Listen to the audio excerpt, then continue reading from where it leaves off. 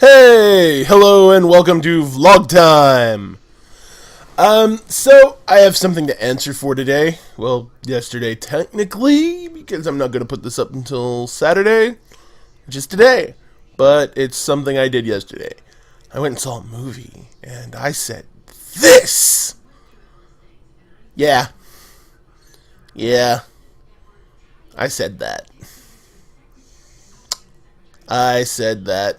And I'm not censoring anything. Look, even my whole spiel is there. Need to change that, though, because it just looks like a black square. Alright. But yeah, I did. I watched Suicide Squad. Wrong image. There she is. What can I say about this movie? I liked it. It was good. I'm not trying to be overly critical of it, but it was good. And I think that's a good news because my expectations were so low for this film. They were super low.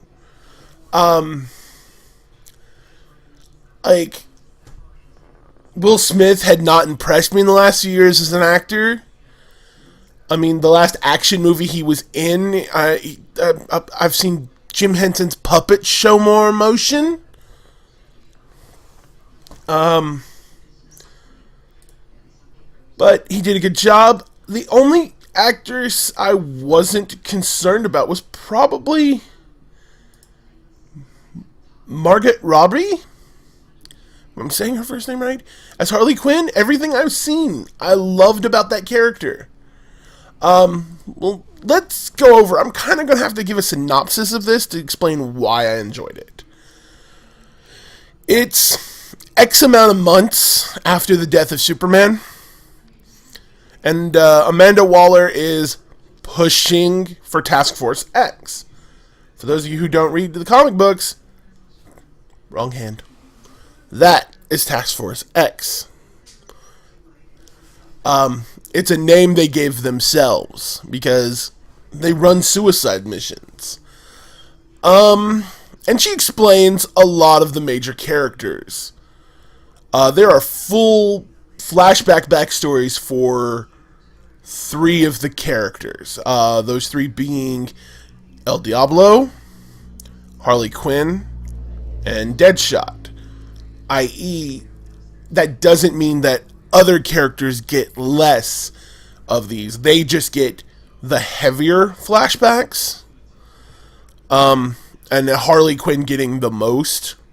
I think that's where a lot of people were upset with this movie. It very much had that comic book feel of turn the page and you're somewhere else. You're not where the last panel left off. And I was okay with that because I've been reading comic books since I was 5. I know how to read a comic book. You go from panel to panel, word from word. Right down, right. I think I learned how to read comic books before I learned how to read novels and printed word. Yeah, I'm that bad. I'm afraid. I just realized that my syncing could fall off on this. Let's hope that's not an issue. Otherwise I have to record this again, and I will, because it's going to be weird. But, alright, and they explain, how each of them get caught. Batman is mentioned for 3 of them. El Diablo gives himself up. The Flash is seen catching Captain Boomerang. But she explains her big con, and I think that's where this Amanda Waller is darker than any other that has appeared before. Don't get me wrong, I love The Wall. Me and my friends jokingly made a HeroClix strategy once upon a time based around her token. Before she had a figure, she had a token. A token, little piece of paper. We called The Wall. It was a brilliant strategy. I.e., it was very much a troll strategy if you've ever played that game. But The Wall, in this movie, while portrayed perfectly, was the darkest version I've ever seen of her. Like, straight up. To quote Will Smith's character, Deadshot, "You gangster." Like, and I think that goes to show just how great an important a performance that Viola Davis gave. Like, I believed this woman would do anything to protect this nation. And I was watching it happen. She literally took one of her own soldiers, put him in a position to fall in love, and then used that to leverage him. Yeah, she makes Rick Flag fall in love with the bad guy. Okay, I'm going to have to spoil something here. The whole plot of the film is that they lose control over the Enchantress.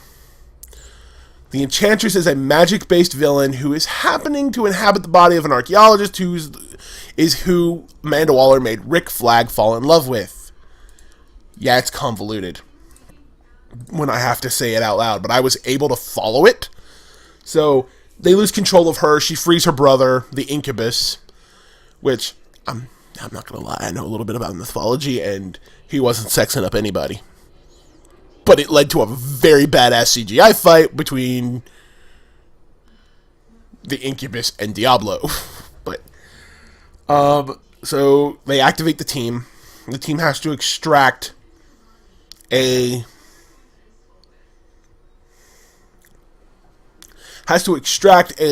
high priority target, which is Waller. She's inside the city when all this happens. It's Midwest City, I think, is what it's called. Like, most of this was filmed in Chicago, and they're just like, Midwest City. I mean, makes sense with DC's naming conventions outside of Gotham and Metropolis, which are two nicknames for New York. New York is a bustling metropolis and has very much this dark Gothic-themed architecture. Alright, so we move on. After all of this, all of it, the team, like, she gets captured again. Like, they find her. Like, it's weird. The best part about this movie was the team dynamic. Bad guys looking out for their own. You knew what characters, like, right off the bat, you knew what characters were going to be what. You knew Harley Quinn was not going to be the one you could trust. And she wasn't. The Joker gets involved. Oh, let's address this plot. The B plot to this film that is the Joker is this. The Joker's been trying to bust Harley out since she got captured, and a Waller made her disappear. So pulls some strings and he finds out she's on Task Force X. So he does some things to get her back. What they do with the Joker, like Jared Leto's performance, I like. It's like a very modernistic take on Mark Hamill's Joker, but yet very much the same. Like, while crazy, this Joker's still the clown prince of crime. And does something that the comic books never really show any Batman villain outside the Penguin doing. And that's living it up. Living it up. Like, the characters are perfect. Perfect representations of all of them. I love Croc. Croc was great.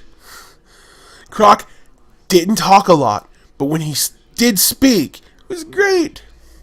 They do this whole morality speech at the bar, which I will admit one of the movie's biggest faults was there are a lot of scenes that felt cut. And the bar is an obvious one felt cut because it's just fade. They're in the bar already having drinks. Whereas we've seen that scene. What are you having, honey? That kind of things. We've seen it. And there's this debate argument over the nature of things. They're good guys or bad guys, and how bad are you? And Digger being a complete idiot. That's why I think I love Captain Boomerang in this. He wasn't dumb. Like, he was nowhere near Ghostbusters, like, Thor dumb. No, he was just oblivious. And he,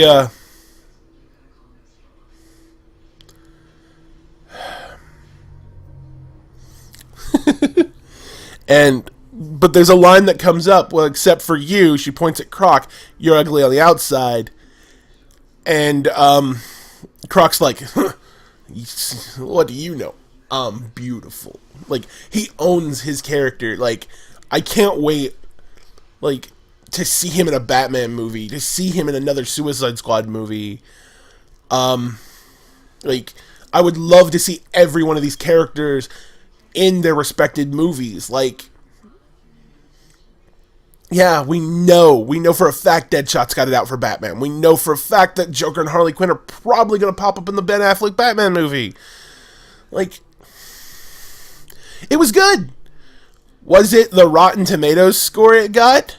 No, but that's where the next topic of this vlog actually goes. So I'm going to wipe that away because I don't have an image for it. The internet and reviews. And how it needs to stop. I feel like most reviewers in published form who are responsible for that percentage are frustrated writers. Like, just very frustrated. Like, one of the reviews I saw in the blurb when I checked out the Rotten Tomatoes score, just because I heard about how low it was, and I just wanted to see what people were saying. I don't care. I was already decided to see the movie. Literally quotes the old Critic cartoon. And I quote, "It stinks." Yeah. That's a frustrated writer. And she wrote for Ebert and Robert. The hell? If anyone's supposed to be a respected critic, it's someone working for that company. But all this aside, I think it's been too easy for us as a community to just be like, there's a new movie out. I'm not sure. The trailers seem kind of garbagey. People hate it. I would hate it too. Like, it's... I've always said I'm both proud and disappointed in nerd culture. I've never probably said this on a vlog, but I say it in comic because in my lifetime, I've seen nerds go from being bullied to inventing the shiny things that mouth breathers need to now bullying those people. We became the monsters we hated. But, like I said, and that's probably my problem with the internet, is it's just so easy to follow that line on it because it's a dangerous place to be. It is viral, and I don't mean like viral as in it spreads and it breaks out. I mean viral as in a disease. I love the internet. I have been since I've ever been able to get on it. Being able to connect with people like this is amazing. But it's also detrimental when one voice will never be heard over the crowd. The internet shouldn't work like that. Ever. But it does. And I don't, like... I want to change it. Part of the reason I do this is I want to see something good come of the internet. Instead of when the next big data sharing plot device comes up, that the internet's just a footnote of its evolution. Like ARPA is for the internet. Be yourselves, people. But don't shame someone else because they're themselves. And we're really good at that lately. Doesn't matter what it is. I'm not even just talking nerd culture anymore. I'm talking, we're just good at shaming and guilting. Think about the next words you angrily type in after hitting caps lock. Think about what your intent is behind them, and how would you feel if those words were said to you? Were pointed in your direction. Turn the gun around and see how well that feels. Is oddly accurate and terrible analogy at the same time, because never point a gun at yourself. Ever. Ever. Alright, I'm depressed now. Let's stop that. You know what? Let's go back to this. Let's go back. Back. Come on. Stupid. There we go. Right there. Back. I never gave it a review. Like I said, I liked it. What does that mean? It met my expectations. It really did, actually. The characters were accurate. The story was simple and easy to follow. Enough. I mean, it jumps around back and forth a lot, but they're not bad transitions. You see them coming. Like, when Waller's introducing the characters, they literally come there. When El Diablo tells his story, flashes back, right before Harley escapes, she thinks about, well, the first time. Yeah. Like, and being dropped into the same vats that made the Joker. There was some really good imagery with colors, too. Like, they did a really good job with colors in this movie. Wasn't overly dark, wasn't underly... Do I think that certain things were chopped up and cut short? Yeah. Do I think when the DVD comes out, we're going to have a lot of extended scenes? Yeah, I do. And that... I don't know. It was a good movie. Aside from the real talk we just had, I hope you've had fun. I've enjoyed this. What are my recommendations? If you're a comic book fan, but you've never been the big superhero type guy, this is your movie. These are the bad guys having fun and being the bad guys. With really no consequence other than personal to them.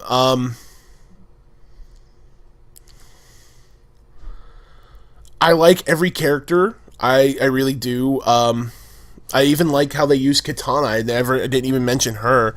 She's done really well, even though if it's brief. I would really love to see an Outsiders movie. It'll never happen, but it'd be great.